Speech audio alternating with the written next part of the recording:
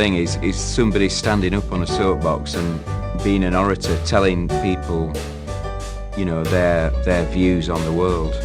So there's like a tradition in English history of people doing that. You know, people still do it in London at Hyde Park Corner. I don't know that I've ever gotten such a completely wrong idea about a band as I did about Chumbawamba. And I suspect many of you out there probably got the same wrong idea. For starters, it's Wamba. W-A-M-B-A, not Wumba. I wumbo, you wumbo. But there's so much more. Here are the 5 things for Chumbawamba.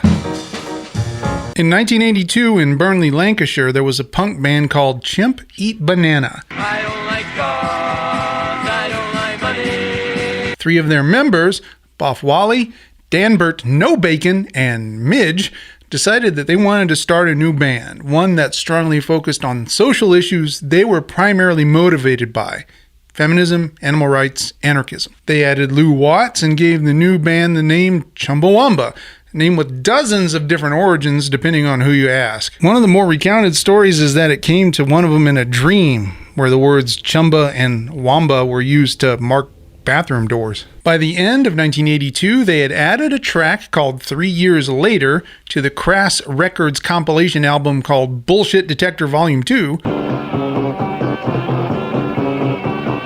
They also added Alice Nutter, Dunst Bruce, Daz Hamer, and Maeve Dillon to the band, and the lot of them moved into a squat on Carcrofts Road in Leeds. Think the Young Ones, only all Ricks and Vivians. After some self-published cassette releases on their own Sky and Tree Records label, Chumbawamba began releasing both cassette and vinyl releases, changing the label's name to Agitprop Records. The first release on the new label was 1985's EP called Revolution,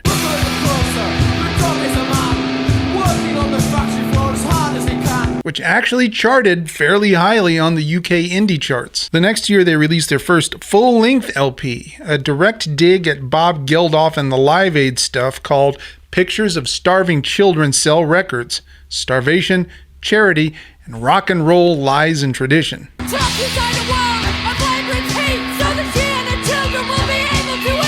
What followed was an extended period of touring Europe with several anarcho-punk and hardcore bands, including The X from the Netherlands and Heresy from Nottingham in the UK. In 1987, they released their second LP, never mind the Ballots, Here's the Rest of Your Lives,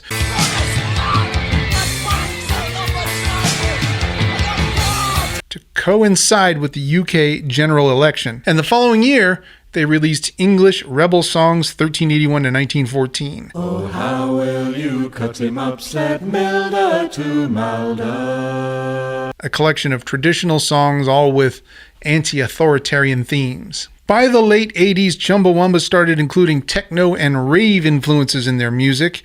They released a couple of transitional albums, Slap and Shh, which lean heavily on samples and electronica. For their 6th studio release, though, they actually signed with an independent record label, One Little Indian. The album was called Anarchy, and it was their first successful attempt at blending their new rave and techno influences with their older anarcho-punk socially conscious messaging. Anarchy was their biggest success to date, reaching the UK top 30 with the singles Time Bomb and Enough is Enough, reaching the UK top 100 singles charts. And then the thing that no Chumbawamba fan saw coming. In 1997, they signed with a major label, EMI. EMI had recently parted company with the weapon manufacturer Thorn, so they figured they'd try and have a go at getting their message to a wider audience. But before they could even release an album on EMI, the anarcho-punk and hardcore scene in the UK denounced them as sellouts. And in fact, an anti-Chumbawamba compilation record called Barefaced Hypocrisy Sells Records was released on Ruptured Ambitions Records in 1998. But when Tubthumper and its first single Tub Thumping, when it was originally released, it way outperformed any expectations that the record company have, with the single going all the way to number 6 in the US number 2 in the UK. And their second single, Amnesia, that did well in the UK as well. Almost immediately, though, Chumbawamba started stirring controversy again. On her appearance on Politically Incorrect, Alice Nutter actually encouraged people to steal the album from large chains. That resulted in many record stores putting Tubthumping behind the counter. Also at the Brit Award ceremony, Danbert No Bacon dumped water all over the Deputy Prime Minister, John Prescott. After a second and much more controversial release on EMI called WYSIWYG, which included a tune whose lyrics were just a list of people and companies the band wished would go away, EMI dropped them, and what followed was interesting. They went through a couple other record companies, Mutt and No Masters, and their personnel dropped down to just a quartet of Lou Watts, Boff Wally, Jude Abbott, who had replaced Midge and played the trumpet, and Neil Ferguson, who was their longtime producer. Everyone else left. This new quartet, of all things, went acoustic. The song still had some edge, but the sound became much more traditional, heavier on acoustic guitars, accordion, penny whistle, and hand percussion. But after about a decade in this configuration, they'd finally had enough, and in 2012 broke up altogether. And that's the 5 things for Chumbawamba. I'm off to listen to Tubthumper. I'll be back soon with my first impressions. Would you like a drink? I have a whiskey drink. I have vodka drink. I have a lager drink and a Smirnoff Ice. Just kidding. A cider drink. You know, Tubthumper by Chumbawamba might be the rare case where I wish I hadn't done the research before listening for the first time. It's colored just about every aspect of what I'm hearing, starting right away with the first song, Tubthumping, the one we all know. But knowing what you know now, have another listen to the quote they used to start the song. Truth is, I thought it mattered. I thought that music mattered. But does it bollocks? Not compared to how people matter. That quote was from a 1996 movie called Brassed Off. It's spoken by the actor Pete Postlethwaite. His character Danny is the leader of a brass band comprised entirely of miners from a small town. So that band goes to the Royal Albert Hall, wins a national competition. He goes up to make the speech, but just before then he learned that the mine where all of the band members worked was being shut down, so they're out of work. Kind of changes the entire tone of the song, doesn't it? Even that monotone chant-like chorus. I get knocked down, but I get up again. You're never gonna keep me down. That comes from a working-class punk subgenre called Oi, which Chumbawamba actually once successfully emulated early in their career, but ultimately abandoned after it became the favorite of skinheads in the UK. Similar thing for the second song, Amnesia. At first, what you hear is that clever chorus, right? Do you suffer from long-term memory loss? And you think, well, that's pretty clever. But then there's the verses. Burns are red, bruises blue, out with the old, cheated by the new. The darker sequel to The Who's Won't Get Fooled Again.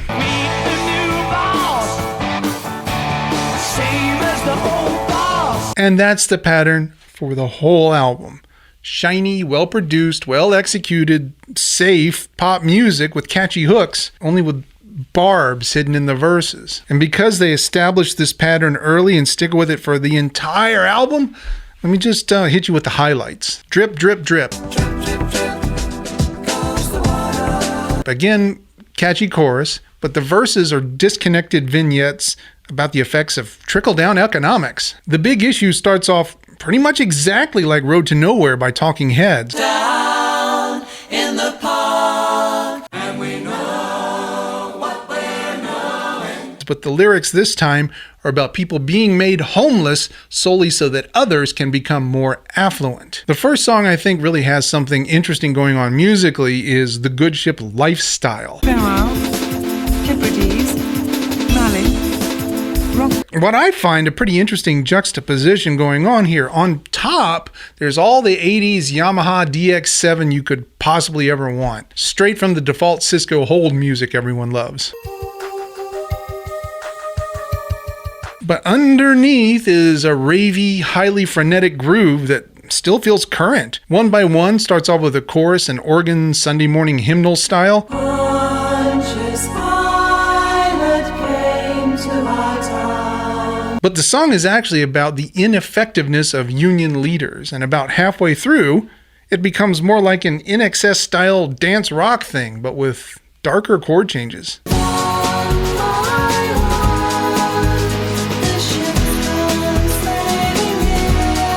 Outsider is a rave tune with repetitive lyrics which assert that you're not alone, that you've got more political power than you might think.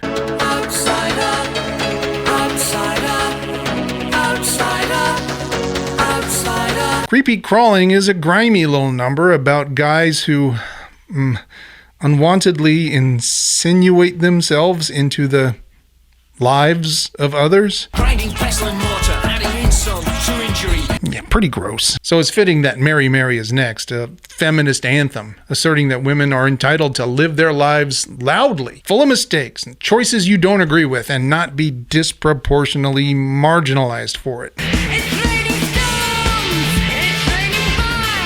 And next is Small Town. And this is my favorite song in the album by a long, long way.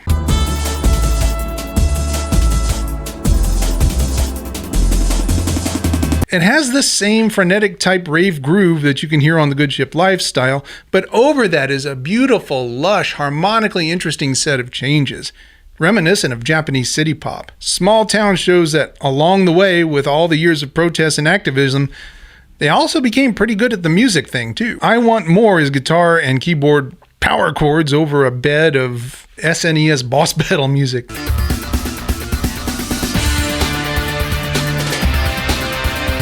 And the lyrics of "This is Tea Room England and they'll kick your face in" so politely certainly makes an impression. Scapegoat, again with the heavy kind of electronica beat, but ultimately the song is exactly what you'd expect from the title. And ending the album is Top of the World, parentheses, ole, ole, ole, close parentheses. This is another one with a chorus designed for football stadium chanting. After the previous 12 songs, though, it's pretty obvious that this entire last song was meant as the most cynical piece of irony. Overall, well, before this week, I'd assumed that Chumbawamba was just another wannabe pop band who managed to make it big for just a minute. If you'd asked me, I think I would have put them in the same category as like Smash Mouth or Baha Men or something. Turns out, though, they're closer to the Dead Kennedys or Black Flag. But hearing Chumbawamba sweetly pour so much derision and frustration into these shiny pop songs feels false in a way that seems to me to do a disservice to the music and to the message. Oh, it stirs emotions in me for sure, but mostly just frustration at the band. Those are my first impressions. Back soon with final thoughts. I think I'm different from most people in that what I did before I became a full-time writer, I was in a band. And I always felt like I was a writer in a band. I find myself feeling a lot of sympathy for Chumbawamba, but also with that, the knowledge that maybe they don't want my sympathy. Can you even imagine for a minute being so firmly committed to being a DIY anarchist punk in the UK for literal decades? Selling your cassettes out of the trunk of your car, living as squatters, burning every single bridge you cross in the name of social justice, only to have your entire career boiled down to one song that ends up on Jock Jams Volume 4. 16 slamming tracks on one awesome CD. There's a lesson I've learned from this album. I've always had a problem with the idea that an artist could intentionally sell out. It's been my experience that no matter how hard you try, you can't not sound like yourself. I've played Dickie Betts' guitar, Luther Dickinson's, Eric Krasno's, Colonel Bruce Hampton's, but no matter what, it always ends up sounding like me. All right, another example, Captain Beefheart. He had a heck of a time getting his first record deal due to the fact that he'd gained a reputation being weird and difficult. Can't imagine why.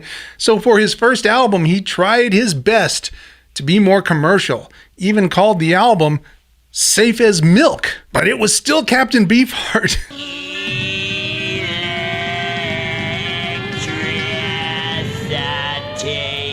But as much as anyone can, I think that Chumbawamba might have actually pulled off a for real sellout. Don't try and guess what was in their hearts when they did this, man. Maybe it was as simple as they were just trying to sincerely subvert from within. Maybe, but I think that's a distinction without a difference. So let's take as a given that they firmly believed that they could adopt pop sensibilities well enough to sneak something subversive into the minds of the general public. But y'all, you can't fake sincerity. The very first spin of Tubthumper, I heard it.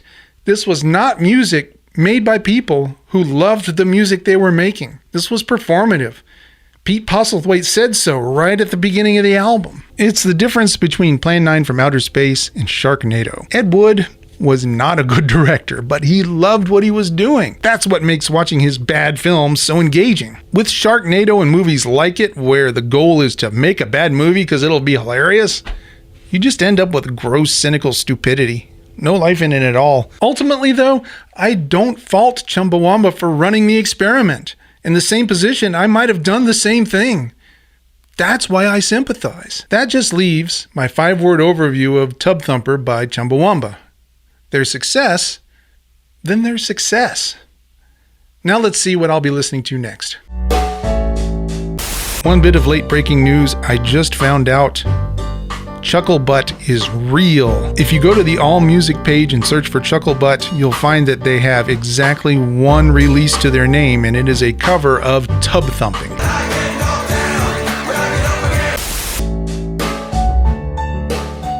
Rolling for the year 2003. Fabulous year. Astrid would have been 1 year old. Next is for week and month. 3rd week of September 2003. End of summer. Outstanding. And now for chart position. 1 through 100. 100, 100, 100. Number 10.